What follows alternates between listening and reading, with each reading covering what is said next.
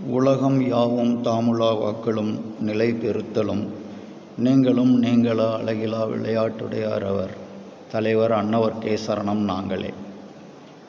நண்பர்களே வணக்கம். இது நமது சேனலில் 5வது பதிவு.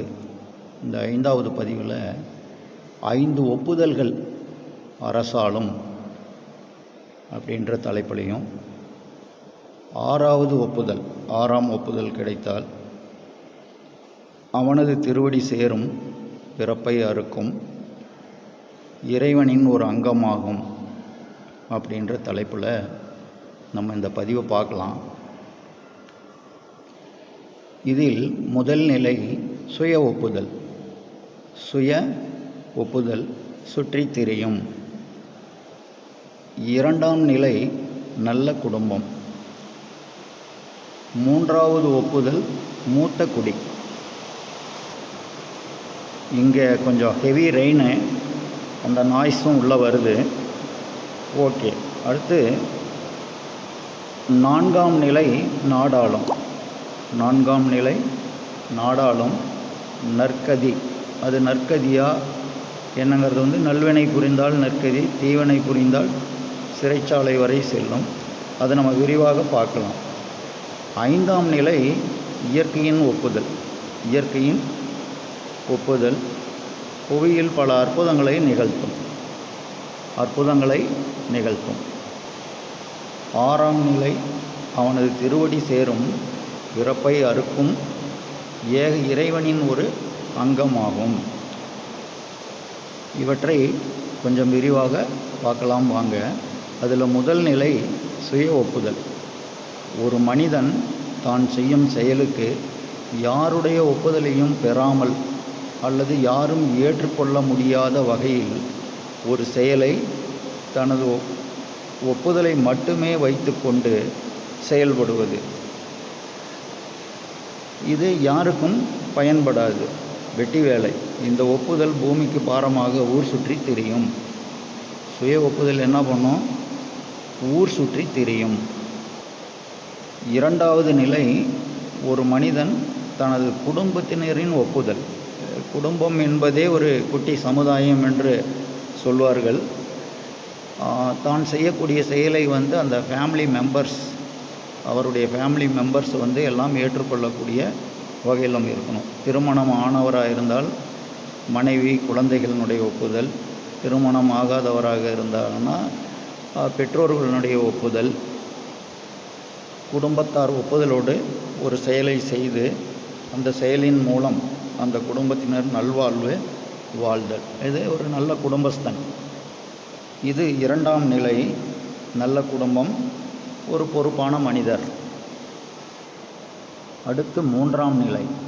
3ஆம் நிலையில் ஒரு மனிதன் செயல்பாடுகள், அவனுடைய செயல்பாடுகள் ஒரு ஊரை அல்லது ஒரு குறிப்பிட்ட சமூகத்தை அல்லது ஒரு நகர மக்களை, கிராமத்தில் சொல்லுவாங்க, எட்டுப்பட்டி கிராமம் அப்படிலாம் சொல்லுவாங்க இல்லையா அந்த காலத்தில். அந்த மாதிரி ஒரு மக்களை சார்ந்த மக்களை தானும் வாழ்ந்து அவர்களையும் வாழ வைப்பது இந்த 3வது நிலை. உதாரணமாக சொன்னால், அங்கே வாழும் மக்கள் அவரின் செயல்பாடுகளை ஏற்றுக்கொண்டு, சினிமா பாணியில் சொல்ல போனோம்னா ஒரு சின்ன கவுண்டர் விஜயகாந்த், மறக்க முடியாத மனிதர், ஒரு எஜமான், வானவராயர், நாட்டாமை போன்ற தகுதிகள். ஒரு மனிதன் தானும் வாழ்ந்து பிறரையும் வாழ வைப்பது, இது 3வது ஒப்புதல். அடுத்து 4வது ஒப்புதல். இந்த ஒப்புதல் கிடைத்துவிட்டால் ஒரு மனிதன் நாடாளும் பதவி வரை செல்ல முடியும். எல்லா சமூகத்தினரையும் வாழ வைப்பது, ஒரு நாட்டில் உள்ள மக்கள் அனைவரையும் வாழ வைக்கக்கூடிய ஒரு தகுதி. இதற்கு 5வது ஒப்புதலும் தேவைப்படும். 5வது ஒப்புதல் அப்படின்றது இயற்கையின் ஒப்புதல். இயற்கையின் ஒப்புதலும் இதற்கு ஒத்துழைப்பு கொடுக்கணும். பஞ்சபூதங்களின் ஒப்புதல். உதாரணம், எம்எல்ஏவாக தேர்ந்தெடுக்கப்பட்டு சிஎம் ஆவது, எம்பியாக தேர்ந்தெடுக்கப்பட்டு பிரைம் மினிஸ்டர் ஆவது, அதுபோல் உயர்ந்த நிலை நாடாளும் அதிகாரத்தில் ஒருவர் அமர்ந்து விட்டால் இந்த இடத்தில் பஞ்சபூதங்களின் ஒப்புதல் வேண்டும். அப்போதுதான் அந்த 5வது ஒப்புதல், அப்போதுதான் நாட்டு மக்களும் அவரது தலைமையில் நல்வாழ்வு வாழ முடியும். அதேபோல் ஆட்சி அதிகாரத்தை பயன்படுத்தி அதற்குரிய தர்மத்தை காத்து அவர் ஆட்சி நடத்தி வந்தால் அடுத்து 6ஆம் நிலையும் வாய்க்கும். 6வது ஒப்புதலும் வாய்க்கும். ஏக இறைவனின் ஒப்புதல். ஏக இறைவனின் ஒப்புதல் கிடைத்துவிட்டால் இவ்வுலகம் உள்ளவரை அவர்களின் பெயரும் நிலைத்து நிற்கும். அவர்களை மகாத்மாவாக போற்றப்படுவார்கள். சரியா? மகாத்மா காந்தி, அன்னை தெரேசா, நம்ம கர்ம வீரர் காமராஜர், நெல்சன் மண்டேலா, ஆப்ரஹாம் லிங்கம் போன்றவர்கள். 5ஆம் நிலை என்பது அளவற்ற புகழையும் அழியாத புகழையும் தரும். நண்பர்களே, இந்த 4வது நிலை ஆட்சி அதிகாரம் கிடைத்து அந்த அதிகாரத்தை தவறாக பயன்படுத்தி தர்மத்தை கடைபிடிக்காமல் 10 தலைமுறைக்கும் சொத்து குவித்தால் கொடுத்த நிலைகள் எல்லாமே பறிக்கப்பட்டு அவர்களுக்கு கொடுத்த நிலைகள் பறிக்கப்பட்டு அவர்கள் சிறைச்சாலை வரை செல்ல வேண்டியும் வரும். நாட்டில் அதுதான் அதிகமாக நடந்துகிட்டு இருக்குது. மக்கள் பணின்னு அதிகாரத்தை கொடுத்து அமர வைத்தால் அவர்கள் பல தலைமுறைகளுக்கு சொத்தை சேர்க்கக்கூடிய நிலை தான் இருக்குது. அவர்கள் சிறைச்சாலையும் செல்ல வேண்டி வரும். அதுவும் நாட்டில் நடந்து கொண்டிருக்கிறது. அடுத்து 6வது நிலை, 6ஆம் நிலை ஏக இறைவனின் ஒப்புதல். இதற்கு இதுதான் உதாரணம் என்று அவ்வளவு எளிதாக சொல்லிவிட முடியாது. மூச்சிலும் பேச்சிலும் தர்மம், சொல்லிலும் செயலிலும் தர்மம், தன்னையும் தன்னிடம் உள்ள அனைத்தையும் பொதுநலம் கருதி ஒப்படைத்துவிட்டு ஒரு வழிபோக்கனைப் போல வாழ்வது. பற்றற்ற நிலை. எல்லா விதமான ஆசைகளையும் துறந்து இந்த பூலோக வாழ்க்கையின் எல்லையை கடந்து சென்று இறைவனோடு கலப்பது. இதற்கு உதாரணமாக இருந்தவர்களின் இயக்கம் இந்த உலகில் எங்கு வேண்டுமானாலும் இயங்கிக் கொண்டிருக்கும். இவர்களுடைய இயக்கம் எங்கு வேண்டுமானாலும் இயங்கிக் கொண்டிருக்கும். தர்மத்தையும் தானத்தையும் செய்து கொண்டிருக்கும் சமூகத்திற்கு. உதாரணமாக அருட்பிரகாச வள்ளலார், ரமண மகரிஷி, காஞ்சி பெரியவா, தாய் அமிர்தானந்தமி, ஓங்காரக்குடியில் அரங்கராஜ தேசிக சுவாமிகள், சிவகுமார சுவாமிகள், சாய்பாபா போன்று ஆயிரம் இயக்கங்கள் நடந்து கொண்டிருக்கிறது.